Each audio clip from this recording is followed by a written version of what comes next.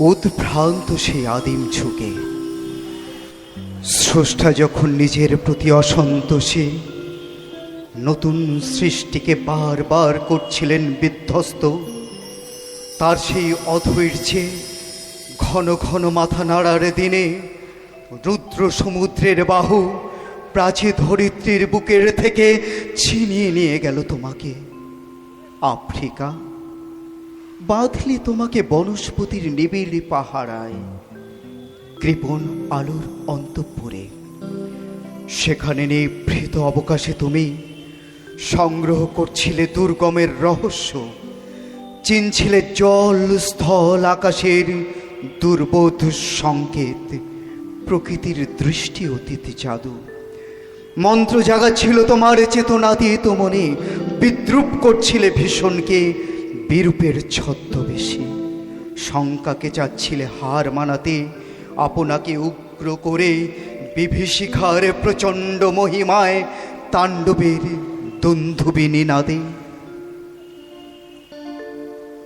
হায় ছায়াবৃতা, কালো ঘোমটার নিচে অপরিচিত ছিল তোমার মানব রূপ। উপেক্ষার আবেল দৃষ্টিতে এলোরা লোহার হাত করি নিয়ে নখ যাদের তীক্ষ্ণ তোমার নেকড়ের চেয়ে এলো মানুষ ধরার দল।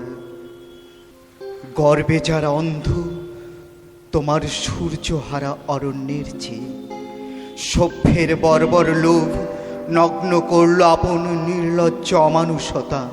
তোমার ভাষাহীন ক্রন্দনে বাষ্পাকুল অরণ্য পথে পঙ্কিল হলো ধুলি, তোমার রক্তে অশ্রুতে মিশে দস্যু পায়ের কাঁটামারা জুতোর তলায় বিভৎস কাদার পিণ্ড চিরচ্ছিন্ন দিয়ে গেল তোমার অপমানিত ইতিহাসে।